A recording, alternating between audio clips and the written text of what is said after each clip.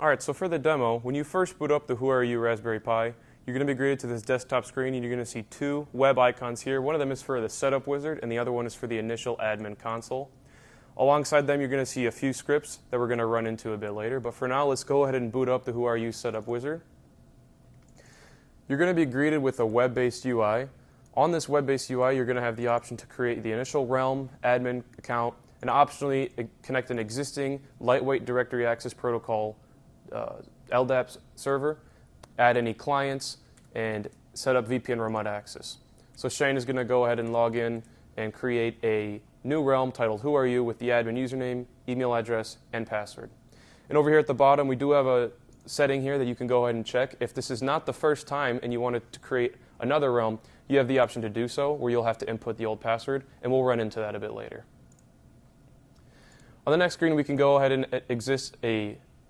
connect an existing LDAP directory for user federation. So Shane is going to go ahead and select Open LDAP, which is the server that we're going to be using.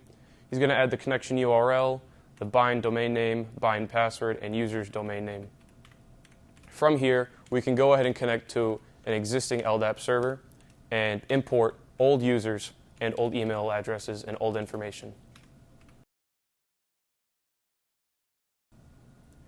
All right, now on this page, we can go ahead and connect any existing clients, any internal resources that we might be wanting to connect and have Keycloak and our WhoRU Checker utilize.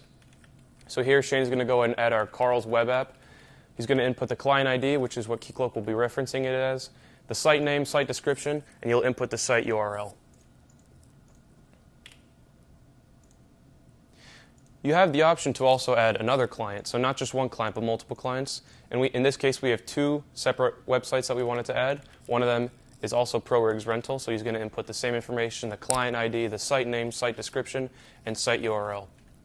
This will be imported into the Keycloak software through our WhoRU setup wizard, and then from there, we will have access to single sign-on into these internal resources.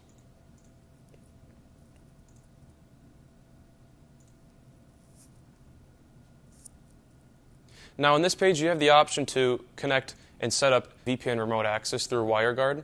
So if you click Add VPN Connection, it's going to enable and create the WireGuard service.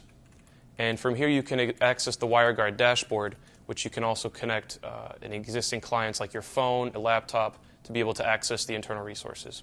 An important consideration is to make sure that you enable port forwarding on your router to the specific port using UDP, and this will just allow WireGuard traffic to move.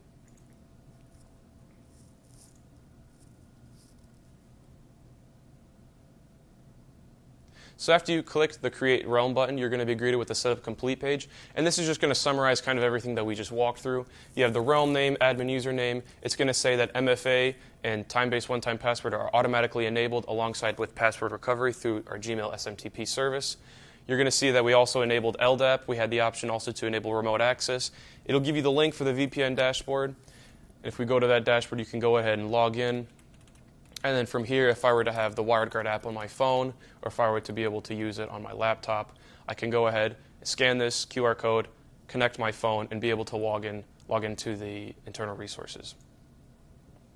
Also here you can see a summary of the two clients that we added alongside with their IP addresses, and a link to the Keycloak admin console, which we are going to go ahead and visit now. From here, you're going to log in with the credentials that you created on the first initial page for the admin account. You're then going to be prompted automatically to enable MFA. For our instance, we're going to be using the Microsoft Authenticator application, but any free time-based one-time password is going to work.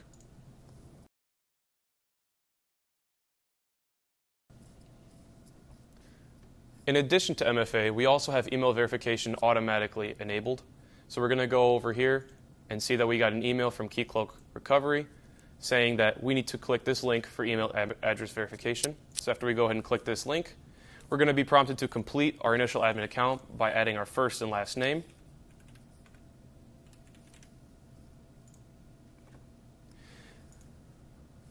And now we are here at the Keycloak admin console. From here, we can go over to the user screen, and we can see the users that we pulled in from the existing LDAP server. And Keycloak is going to tell us that these are not verified. So upon first login for all of these users, they will need to update their password to meet our current standards, which align with NIST standards.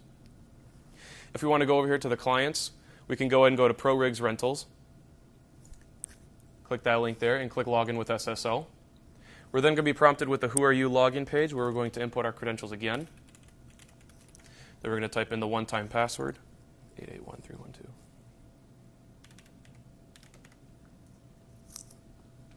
And then from here, we're going to see that we're signed in as management, which is under the admin page. So if we were to go back to the Keycloak page, we can go to sessions here, or events here, and see that we have successfully logged in on ProRigs Rentals under this user ID. We also have the other client here, so we can go ahead and go back to clients, go to Carl's web app. From here, if we press sign in with SSO, we're going to be prompted again to log in.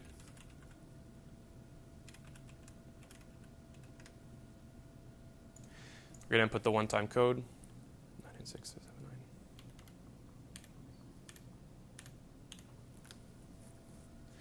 And now we have access as under admin on this page. And if we were to go back to events, we can see that we also successfully logged into the Carl's web app. And also if we go over to sessions over here, you can see that the admin is logged in under 3 different pages. We have the Carl's web app, security admin console, and ProRigs Rentals. And from here, if we want to do a user federation, you can see that the company LDAP is enabled with all the information properly set up. Now, if we wanted to go back to the home screen here, we have this script here called Reset Wizard.